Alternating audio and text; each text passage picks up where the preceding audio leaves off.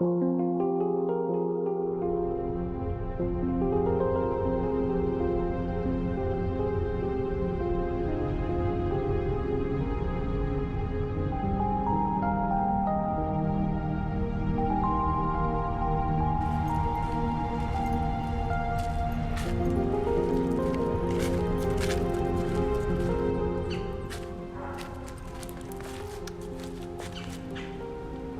don't know why I'm in a forest.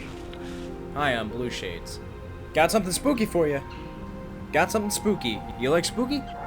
I like spooky. I'm going to be talking about multiple series and ARGs or alternate reality games, but not just for no reason. You see, there's something really special going on with the YouTube horror series that a lot of people don't really mention too often, specifically the filmmaking production aspect of it all.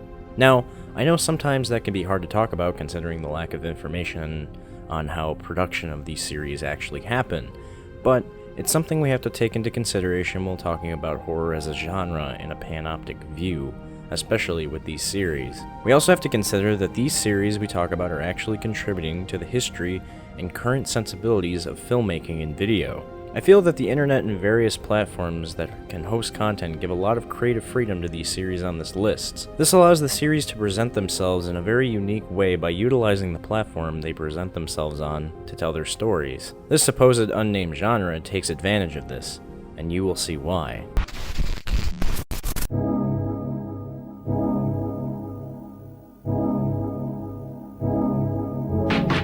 It would be criminal of me not to mention Marble Hornets. And really, I should spend a whole video talking about the series at some point. I think it's justified that it's the first example on this list as well. It is extremely influential on the internet and may be the reason why Slender Man was such a popular internet horror character. You see, Marble Hornets really helped popularize the web series as a storytelling format.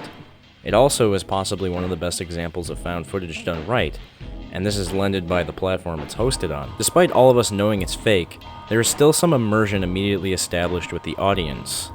There is no Marble Hornets Episode 1. They were listed as entries on their channel. This already gives a certain mystique to clicking on and watching one of these videos. It's always extremely ambiguous what you're going to get. This particular formatting also gives way to telling the story non-linearly and indirectly, while presenting itself as a linear structure. Sounds confusing, but bear with me. If you watch Marble Hornets in a chronological order on the channel, it's actually told in a non-linear way. However, due to the investigative prowess of some people in the audience, people have made playlists to watch Marble Hornets in chronological order with the story. What this effectively did was bring a sort of interactivity to the web series in a way. The audience really didn't sway the direction of the story, as we know, but it formed a community that pieced together the story. This isn't a new concept to dissecting art, but the instant connectivity of the internet and certain websites changes the way it can be done. The people behind Marble Hornets knew that they were putting this out on a big platform, so they used it to their advantage for storytelling in an ingenious way. Not only was there just one channel, Marble Hornets, but another one that contributed to the story in a big way. And I'm not going to go into full detail about what it is, but there are tons of channels that can tell you way better. Check out Nightmine, for example. This immediately sets up a new paradigm for the Marble Hornet story and made things even more ambiguous, but even more immersive. What this effectively did is innovate the found footage horror genre, but also established a new genre of internet-based horror that would inspire many to do the same. Examples of this being Everyman Hybrid, Tribe 12, and Clear Lakes 44. I would be remiss if I didn't talk about one of the most innovative storytellers of today. Alan Resnick and his usual crew have changed the landscape for telling stories on the internet.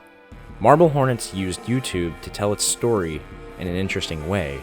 However, Alan Resnick manages to use multiple platforms for storytelling. Prime examples of this are This House Has People in It and unedited footage of a bear. Not only do these horror shorts have unique ways of telling their stories through the way they're presented, but intentionally exclude parts of the stories for a more immersive experience. In both of these shorts, there are website links that you can visit. These websites have secrets that reveal the rest of the story through user exploration.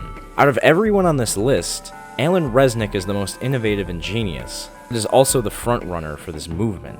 Remember that these shorts are extremely well produced and was for Adult Swim, and I wouldn't cite Alan Resnick as such an important figure in the supposed movement if he didn't do anything else before this. Herein lies Alan Tutorial. Alan Tutorial was Alan Resnick's web series on YouTube in 2011 to 2014. The premise is that a mentally ill man posted tutorials to a YouTube channel, unraveling a turn of events that go south pretty quickly.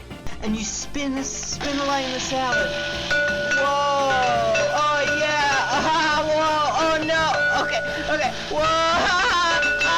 Ow! Whoa! Alan Tutorial has a more original premise than Marble Hornets, because the concept is entirely meta. Alan Tutorial is initially set up to be, well, a tutorial channel, albeit a terrible one, but quickly shows that there is an underlying story going on. The story capitalizes its platform and genre 100% by subverting expectations. Throughout the history of film, we have seen the medium be used cleverly like this. For instance, some films use aspect ratios to symbolically or subtextually tell something. I would also list found footage as an example of this. Alan Tutorial is the exact same thing going on here. It uses genre and its platform as something clever. I believe Alan Resnick is exceptionally successful in his endeavors to innovate. However, he isn't the first to use genre of video on YouTube to be clever in filmmaking.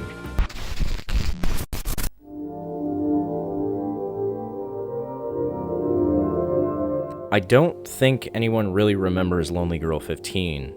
I would be dishonest if I said it was a shame though. LonelyGirl15 has been overshadowed by better web series, but its impact is still felt. LonelyGirl15 at first is just a girl vlogging on YouTube, but quickly turns into a story about a cult searching for a trait-positive blood.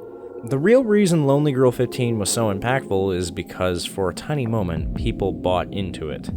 Despite the fact the ruse was soon unraveled, people were immersed. The initial idea behind Lonely Girl was to create a fictional video blogger and then have this narrative evolve in the background of her life.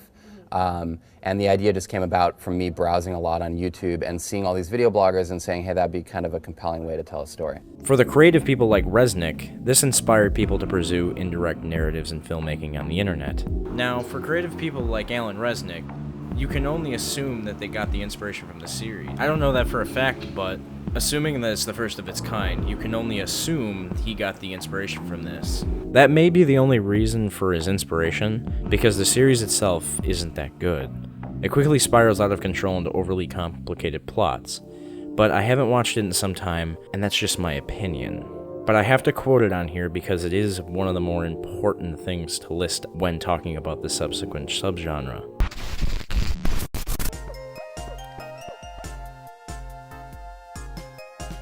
This is a more recent example, and you can see this as grasping at straws, but Petscap can also be considered a part of this as well, because it takes the concepts I detailed earlier and goes full throttle with it. So, Petscap takes the online horror web series concept, but blends it with gaming creepypasta tropes. Doesn't sound too unique right now, right?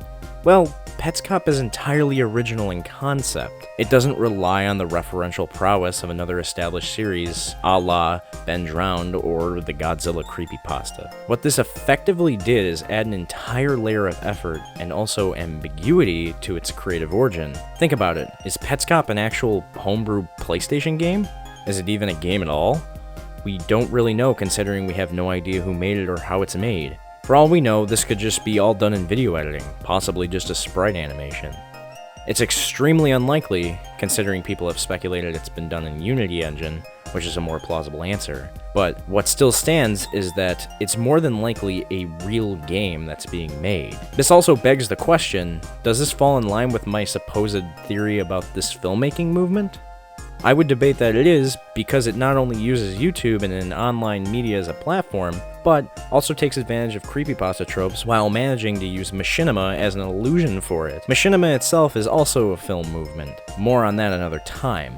Evidence for my theory is that Petscap utilizes YouTube channel descriptions to add a layer of lore to its story. There are people who keep tabs on this every day to see if it changes, and it seems to change at random times. And it isn't something that isn't inconsequential, it's probably something that'll come up in the story later on, if it's continued and if anything else comes from it, because it's been about 5 months. If that doesn't fall in line with the rest of my examples in this video, I don't know what else does. With all of these examples, I would find it hard to not classify these set of series within their own subgenre of horror.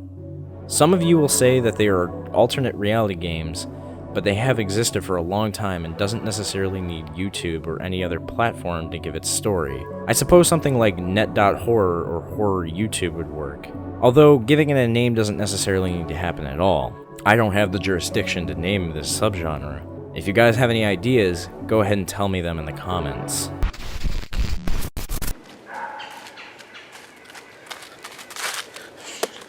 It's Halloween. That was my Halloween special. That was it.